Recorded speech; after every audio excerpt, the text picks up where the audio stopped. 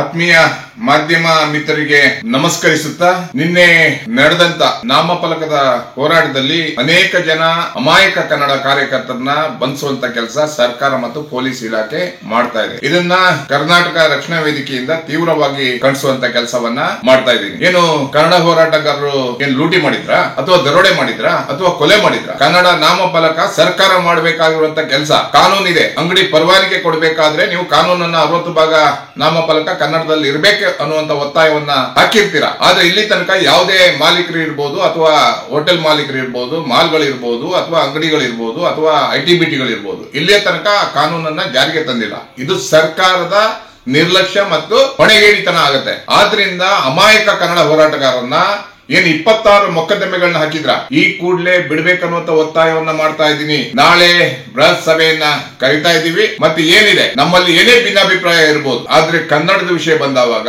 ಕನ್ನಡದ ವಿಷಯದಲ್ಲಿ ಯಾವುದೇ ರಾಜಿ ಇಲ್ಲ, ನಾವೆಲ್ಲ ಒಂದೇನೆ. ಆದ್ರಿಂದ ಎಚ್ಚರಿಕೆಯನ್ನ ಕೊಡ್ತಾ ಇದೀವಿ. ಈ ಕೂಡಲೇ ಅಮಾಯಕ ಕಾರ್ಯಕರ್ತರನ್ನ ಬಿಡುಗಡೆ ಮಾಡಬೇಕು. ರಾತ್ರೋರಾತ್ರಿ ಅವ್ರನ್ನ ಎತ್ತಾಕೊಂಡು ಬಂದ್ಬಿಟ್ಟು ಜೈಲಿಗೆ ಕಳಿಸುವಂತದ್ದು ಇದು ರೌಡಿಗಳಿಗೆ ಮಾಡಿರುವಂತ ಕೃತ್ಯ ಆಗಿರುತ್ತೆ. ಆದ್ರಿಂದ ಕನ್ನಡ ಹೋರಾಟಗಾರನ ಬಿಡುಗಡೆ ಮಾಡಬೇಕು. ಇಲ್ಲ ಅಂದ ಪಕ್ಷದಲ್ಲಿ ಎಲ್ಲಾ ಕನ್ನಡ ಪರ ಸಂಘಟನೆಗಳು, ಎಲ್ಲಾ ಹೋರಾಟಗಾರರು ಒಟ್ಟಿಗೆ ಸೇರಿ ಇನ್ನೊಮ್ಮೆ ಬೆಂಗಳೂರು ನಗರದಲ್ಲಿ ಬೃಹತ್ ಕ್ರಾಂತಿಕಾರಿಯಾದಂತಹ ಹೋರಾಟವನ್ನ ಮಾಡಬೇಕಾಗುತ್ತೆ ಅನ್ನುವಂತ ಎಚ್ಚರಿಕೆಯನ್ನ ಕೊಡ್ತಾ ಇದ್ದೀವಿ.